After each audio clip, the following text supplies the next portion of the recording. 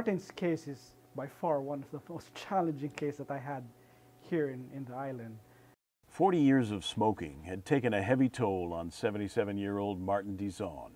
Nearly half of his right lung had already been removed before he came to GRMC, and what remained of it was of little use.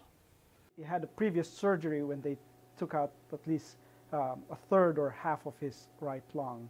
And of course, that remaining lung is barely non-functional because of this smoking-related illness that he had. Mr. Dizon had also had surgery on his left lung to seal leaks in that lung that had allowed air to escape instead of being absorbed into the bloodstream, a condition known as pneumothorax. You have a leak of air, so when you inhale in here, it goes to your lungs, it exits to these air pockets, and air in between the lining of your lungs accumulate, and you have what we call the pneumothorax.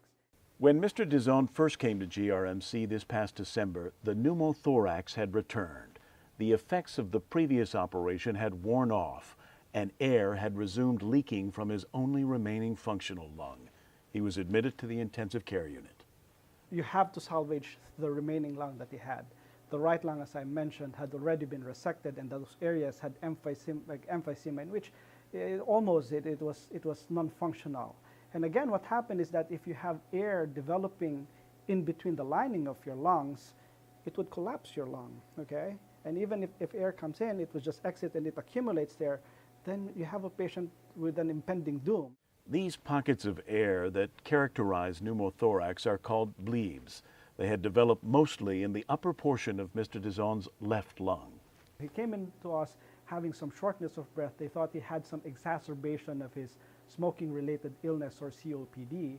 They did a chest imaging on him, and he had this accumulation of air. And again, as this worsened, you also have these pockets of air, of blebs, as we term it, especially on the upper part.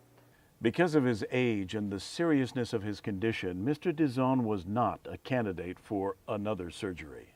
For you to become a surgical candidate, you have to meet certain criteria that you would actually tolerate the surgery. Even the least invasive one, which is VATSA, that we do it here at GRMC, it entails us to collapse the lung that's affected. So come to think of it, if we collapse his left lung and his right lung is non-functional, surgery would put him at a very high risk. The first treatment option was to place a tube in the lower portion of his left lung in hopes of getting the leaked air out and allowing the lung lining to close back over that leak and seal it. But that didn't work. Aside from the remaining left lung, the upper part of the left lung are also non-functional from emphysema. And we're actually just relying on the lower part, which unfortunately collapses every time he had a popped bleb. Again, as I mentioned to you, putting in a tube there and try to expand the lung was the first one. He actually had 2 episodes of that, but unfortunately, again, it collapsed again, and another bleb had popped and led to this pneumothorax. The next step was to try and implant an irritant inside the lining of the lung to promote closure of the leak. We tried to put in an irritant inside the lining of his lung. We call it pleurodesis, on the hope that some irritations there would approximate this lining of his lungs, in the hope that it would seal off. Did it work? And unfortunately, after 48 hours, it failed. Okay. The next one was to put in an external valve so that air comes into your lungs, it exits to that valve. But the gravity of leak that he had on the upper lobe was so severe that even this valve that we have couldn't actually suffice to decompress the lung. After resolving additional problems with his heart and kidneys, Dr. Agustin and his team tried one last procedure.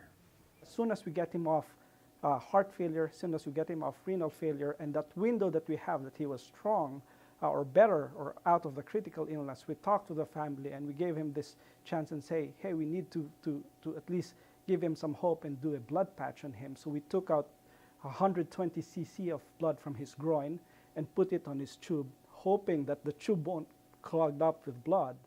And after 24 hours, that area actually had sealed off, and that blood clot had patched that area where he was leaking. Mr. Dizon speaks mostly in Tagalog, GRMC CNA Anthony El Amparo translates. According to him, he said that his son's still smoking and he wants his son to quit, and he's telling them that smoking is bad. How many years did you smoke? When did you quit? Maybe around 40 years, sir. When did you quit? Last 13 years. Dr. Agustin credits his colleagues, Dr. Gonzalez, Dr. Shea, Dr. Yamamoto, and all the hospitalists at GRMC, as well as the entire team of respiratory technicians, nurses, physical therapists, and social workers who all helped in Mr. Dizon's recovery. We had 2 thoracic surgeons that worked on this case. We have my partner, Dr. Gonzalez, infectious disease was also called into this. Nurses or dedicated nurses, respiratory therapists, and also radiologists, and in our interventional radiologist, Dr. Shea. And this is a teamwork. He said that he will recommend Dr. Agustin because it's the best pulmonology that he had. To learn more about the life-saving respiratory therapies available at GRMC, please call 645-5500 and ask for the Pulmonology Department.